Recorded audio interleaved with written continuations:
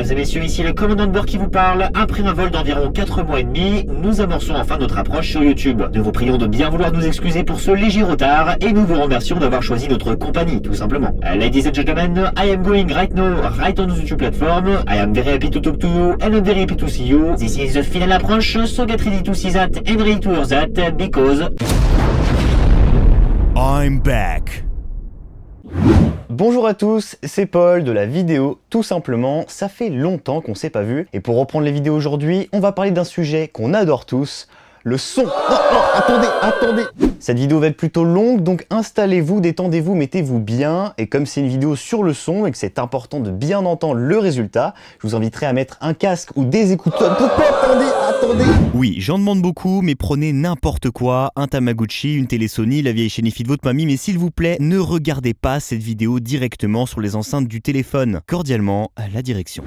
Ok, cette vidéo est une introduction au mixage audio. Il y a énormément de choses à dire, voilà pourquoi je vais rester synthétique tout au long de la vidéo, et voilà pourquoi il y aura quelques approximations. Je vais aussi réunir la notion d'effet et de filtre, vous voyez ça comme une vulgarisation vulgaire. Bon, en général, quand on parle de mixage, on s'imagine tout de suite un truc du genre.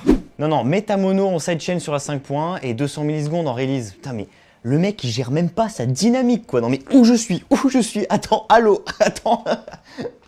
Et pourtant, du mixage, on en fait tous au quotidien, ou presque. Quand on lance une vidéo YouTube, quand on écoute de la musique ou quand on regarde la télé, on aime bien en général ajuster le volume. Et même si on agit sur qu'une seule piste à la fois, voilà pourquoi on parle pas vraiment de mixage audio, on est quand même bien en train d'agir sur un des paramètres du son, son volume, on parle alors de niveau. En vidéo c'est pareil, mais souvent avec plusieurs pistes.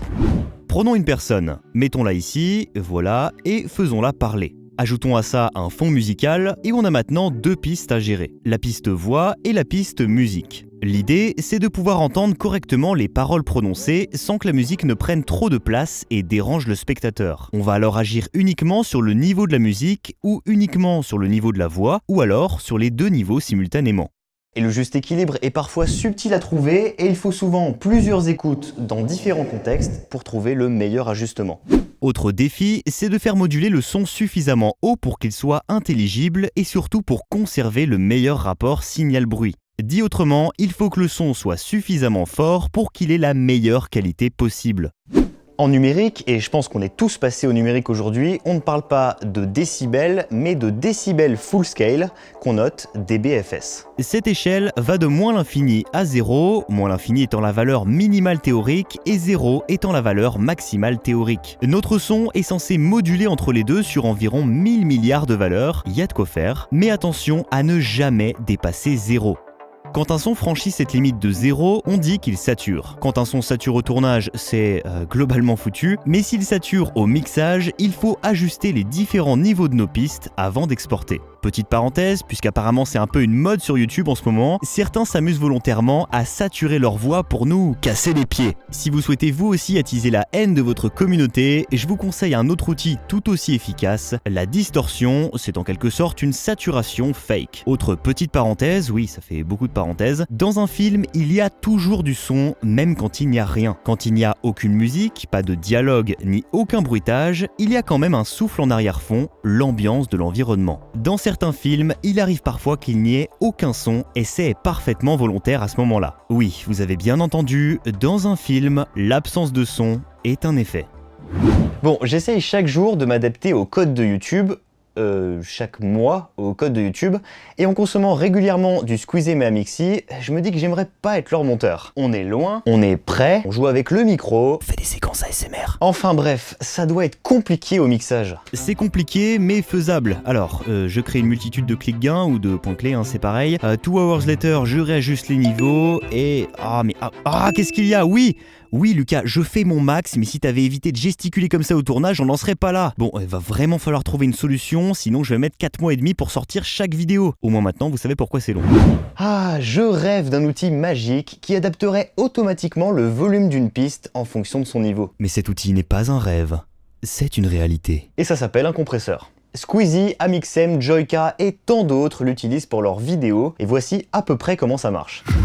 Lorsque le signal dépasse un certain niveau, par exemple -12 dBFS, le compresseur va, comme son nom l'indique, comprimer le signal pour qu'il ne dépasse pas 0. Résultat, même en parlant fort dans son micro, le son ne dépassera pas cette limite tant redoutée de 0 dBFS et donc le son ne saturera pas. Inutile alors de baisser le volume au moment de l'écoute car le compresseur s'en charge lui-même. Et comme notre volume nominal d'écoute est plus important, les sons faibles nous paraissent moins contrastés des sons forts et donc on les entend mieux. Jordan peut donc sortir tranquillement de la Redbox et crier, il est possible qu'on réussisse toujours à l'entendre. Petite précision, je parle bien évidemment ici du filtre sonore et non de la compression des données, du genre « Hey, j'ai compressé ta musique en MP3, elle pèse moins lourd ».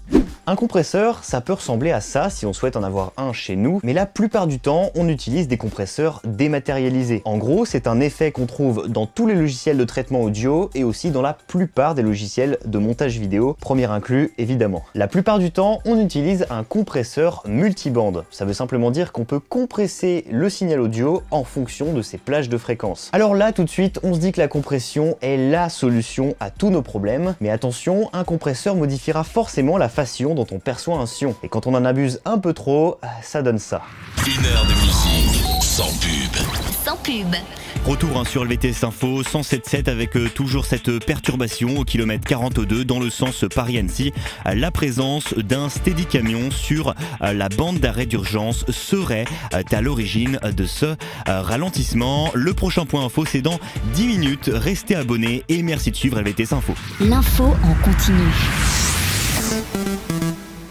Et oui, quand on écoute la radio, on est souvent dans des environnements bruyants, sous la douche, en voiture ou que sais-je. Voilà pourquoi en radio, on utilise beaucoup de compression. Ça permet d'entendre les sons faibles et les sons forts à peu près de la même manière, et donc de pouvoir écouter la radio à un niveau très faible. La compression est également très présente en télé pour les mêmes raisons. On règle le volume à un certain niveau avec la télécommande, et normalement, on n'a plus rien à toucher après. Ah non, je suis pas d'accord avec toi. Souvent à la télé, ils mettent plus fort les pubs. Oui, c'est vrai qu'à la télé, les pubs nous paraissent un peu plus forts que les programmes. Et loin de moi l'idée de vouloir les défendre, mais pour le coup, c'est vraiment pas de leur faute.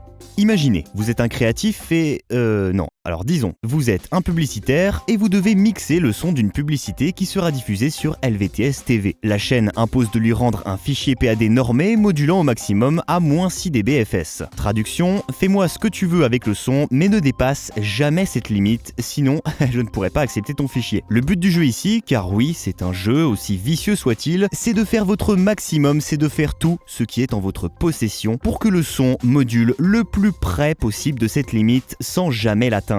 Un peu comme l'élève vicieux en classe qui va tout faire pour titiller les nerfs du prof sans jamais se faire coller. Et c'est une véritable guerre du son à laquelle se livrent tous les publicitaires, c'est à celui qui sera le plus fort. Et je vous parle même pas de la pub pour Audica. L'exemple que je vous donne ici est factice, car grandement simplifié, et entre-temps, de nouvelles lois sont votées. Et oui, depuis 2012, tout ça est désormais mesuré en LUFS pour Loudness Unit Full Scale. I'm not bilingue, qu'est-ce que tu vas faire? En gros, jusqu'à cette date, les plus malins avaient bien compris une chose. La pression acoustique mesurée et la pression acoustique ressentie ne sont pas vraiment corrélées. En gros, c'est pas parce qu'on entend un son fort qu'il l'est forcément, et inversement. Par exemple, dans ma dernière vidéo, je vous proposais de comparer le son de la GoPro et le son de l'Osmo Pocket avec un casque. Vous trouviez ça dommage que le son de la GoPro soit moins fort que le son de l'Osmo, car ça rendait la comparaison bien moins intéressante. Et pourtant si, promis, j'ai pris soin d'uniformiser les deux niveaux. Et quand on observe le spectre audio, on se rend bien compte qu'il n'y a pas de différence notable entre les deux. Exemple concret qui montre qu'à volume égal, un son peut nous paraître plus ou moins fort. Voilà pourquoi, désormais, la norme étant LUFS, une norme qui s'appuie non plus sur l'intensité électrique mesurée, mais plutôt sur la sensation acoustique ressentie. Une mesure qui prend cette fois-ci en compte les spécificités de l'oreille humaine et la façon dont un être humain perçoit un son. Une approche somme toute plus organique de la chose, ce qui complique grandement le travail des gladiateurs du son et qui nous permet, du moins sur le papier, de ne plus avoir besoin de prendre notre télécommande au moment de la pub. Et puisqu'on l'a vu, la compression agit sur le son, elle permet quelques trucs sympas, car pour une voix fronde et puissante, j'ai mon petit secret, le suspense est à son comble. La compression. Faut que je change de métier. Et oui, depuis fin 2017, pour quasiment chaque vidéo YouTube, j'ajoute de la compression. Parfois trop, parfois pas assez, j'affine au fil du temps, mais en tout cas, elle est bien là, même en cravate, et croyez-moi, ça fait la différence. Attention, un compresseur peut être votre ami, mais il peut aussi devenir votre pire cauchemar. Si vous compressez un son dans une pièce qui résonne, ça donne ça. Voilà, comme ça au moins, ça vous coupera l'envie. C'est pour ça qu'une prise son doit être la plus neutre possible en termes d'effets si on souhaite ajouter un effet de spatialisation dans une scène, c'est-à-dire simuler un environnement dans lequel le son évolue. On va d'abord capter le son le plus pur possible et lui ajouter ensuite une dégradation artificielle au mixage. Bon, si vous voulez éviter de compresser votre son, ce qui est concevable, il n'y a pas besoin d'en mettre partout, loin de là, mais que vous souhaitez quand même corriger certains pics de saturation qui arrivent ponctuellement, vous pouvez simplement ajouter un limiteur. C'est une variante du compresseur qui va limiter les pics audio en impactant au minimum votre son. Pour clore sur la compression, il y a aussi l'expander, une sorte de compresseur inversé, et le noise gate qui va totalement couper un son en dessous d'un certain niveau. On s'en sert par exemple dans les cockpits aéronautiques. Quand on parle à l'équipage, il faut que notre micro se déclenche, mais quand on a fini de parler, on veut éviter d'envoyer le son ambiant du cockpit dans tous les autres casques. Oui, Dragon 74, on a repéré le Steadicam sur l'Anity 4.3. On vous confie avoir bien environ 42 km de bouchon. Réouverture prévue dans 4 mois et demi environ, terminé. Bon, tout ce qu'on a vu jusqu'à maintenant, on appelle ça travailler sur la dynamique du son. Si vous avez écouté cette vidéo jusque-là sur la chaîne IFI de Mamie, eh bah déjà, merci. Et vous avez sans doute pu remarquer qu'il y a deux gros boutons dessus, un bouton temp et un bouton bass. Et en fonction de la pièce, des enceintes et surtout du morceau qui passe, on est souvent tenté d'ajuster ces deux paramètres et on se prend d'un coup un peu pour un DJ.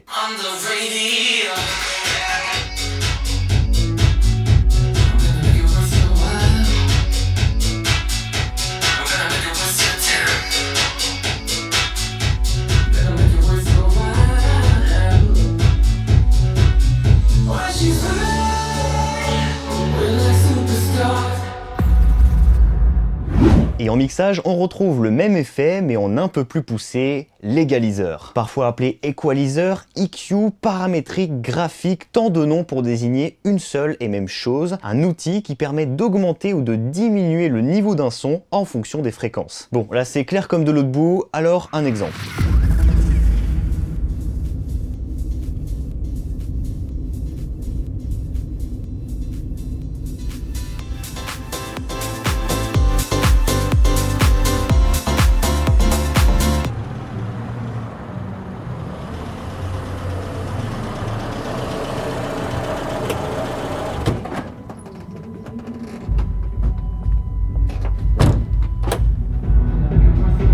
Waouh, l'ambiance.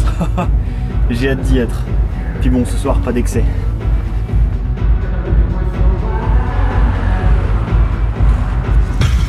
Bien, à vos plumes.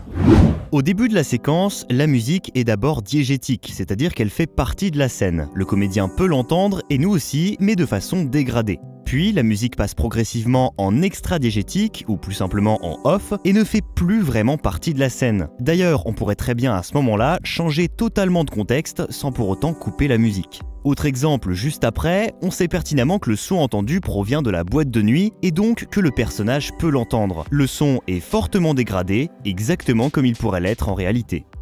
Alors dégrader un son, c'est bien, mais comment on fait ? Dans la réalité, un son se comporte différemment en fonction de son environnement et en fonction de la distance qui le sépare de sa source. Quand on se trouve loin d'une boîte de nuit, on a du mal à reconnaître la musique car on entend uniquement les basses fréquences, les boum, boum, boum, etc. A l'inverse, quand on se trouve à côté de quelqu'un qui a des écouteurs, on a aussi du mal à reconnaître la musique car cette fois le son a perdu toutes ses basses fréquences, il est très électrique. En comprenant ainsi comment le son se comporte en fonction des situations, on applique au mixage la dégradation qu'il subit et on obtient un résultat très similaire à la réalité. Quand on coupe les hautes fréquences, on appelle ça un passe-bas. Quand on coupe les basses fréquences, on appelle ça un coupe-bas. Et quand on coupe les deux, on appelle ça un filtre passe-bande. Et l'EQ dans tout ça est une sorte de super effet qui réunit en un toutes ces notions de façon moins extrême. L'EQ peut par exemple corriger un son légèrement sourd ou au contraire légèrement pointu, et il peut aussi corriger un défaut de présence dans la voix. Par exemple, quand j'enregistre une voix off un peu longue comme pour cette vidéo, j'ai parfois tendance à me décaler légèrement en parlant dans le micro. Du coup, je suis parfois obligé de corriger les niveaux au mixage, mais surtout obligé de rattraper ce défaut de présence dans la voix. Défaut qui se corrige assez facilement en augmentant ou en diminuant certaines fréquences sur un égaliseur graphique. Bon ok, j'ai triché, je vous ai menti, désabo toi-même tu sais, car dans la scène précédente de la voiture et de la boîte de nuit, je n'ai pas que mis un égaliseur. Et oui, pour dégrader un son, il faut généralement plusieurs effets, on parle alors de filtres, et c'est la combinaison et l'ordre dans lequel ces filtres sont appliqués qui crée toute la magie et le réalisme d'une scène. Pour cette séquence, la source sonore est très éloignée, voilà pourquoi on réduit les hautes fréquences, mais qui dit éloigné dit moins de présence, qui dit moins de présence dit réverb, et qui dit taft dit les thunes. Et oui, on confond souvent à tort la notion d'écho et de réverbération. L'écho, c'est simplement un son qui se répète plusieurs fois en s'atténuant progressivement. Écho, écho, écho. Alors que la réverbération, couramment appelée réverb, simule les rebonds d'un son en fonction de certains paramètres. On l'utilise par exemple souvent pour adoucir la voix de certains chanteurs en studio. Au cinéma, on utilise souvent la réverbération à convolution qui simule, toujours à l'aide d'algorithmes, le comportement d'un son dans un certain environnement. Il existe des filtres réverbération à convolution pré-réglés en fonction d'environnement du quotidien, comme par exemple un garage. Il est super top ce garage, l'habitacle d'une voiture. Elle est super top cette voiture. Ou encore une cathédrale. Elle était super top cette cathédrale. Oula, je suis vraiment pas sûr de celle-là. Dans la scène de la boîte de nuit, j'ai utilisé une réverb à convolution placée après l'égaliseur, et rien qu'avec ces deux filtres, l'illusion est déjà permise. Bon, maintenant que vous êtes ingé son, je vous propose un petit test. La scène qui va suivre comporte pas mal d'éléments de mixage, mais lesquels et dans quel ordre, ça c'est à vous de deviner tout de suite.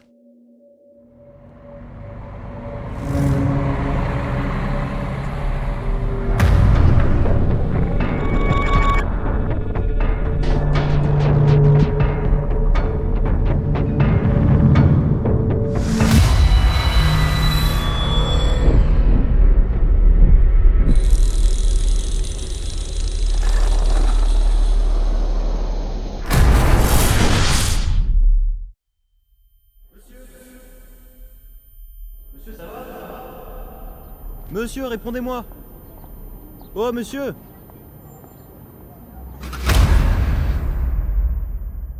À vos plumes, tentez de deviner tout ça en commentaire, et avant que la vidéo se termine, je vous présente une autre vidéo et une chaîne YouTube. Pour approfondir et voir le travail d'un vrai monteur son et mixeur de film, je vous propose d'aller voir cette vidéo. Le gars donne des astuces de fou pour le mixage en prenant pour exemple le film Tekken 2. La vidéo date un peu, mais franchement, ça vaut le coup d'œil. Pour la chaîne, cette fois-ci, vous m'avez reproché de ne pas mettre assez en avant des créateurs français. Alors cette fois-ci, Cocorico, malgré son nom, je vous présente la chaîne Doubt of Phase and I Repeat That I'm Not Bilingue. La chaîne est tenue par un technicien pro du son. Et si je vous présente cette chaîne, c'est parce que j'adore sa façon d'expliquer. Et malgré un nombre relativement faible de vidéos, je suis certain d'apprendre encore beaucoup de choses avec cette chaîne à l'avenir. Bref, le mieux reste encore d'aller voir ça par vous-même et de vous abonner si affinité. Voilà, cette vidéo est une introduction au mixage, le tuto de première arrive, la suite aussi, ça dépend si ça vous plaît. Je serai présent le 4 juin à Lyon avec Adelin et Olivier Schmitt, toutes les infos annexes, les musiques, etc. Tout est en description comme d'habitude. Et quant à moi, je vous retrouve pour le tuto et peut-être avec une vidéo bonus, ça dépendra de la météo sur la vidéo. Tout simplement.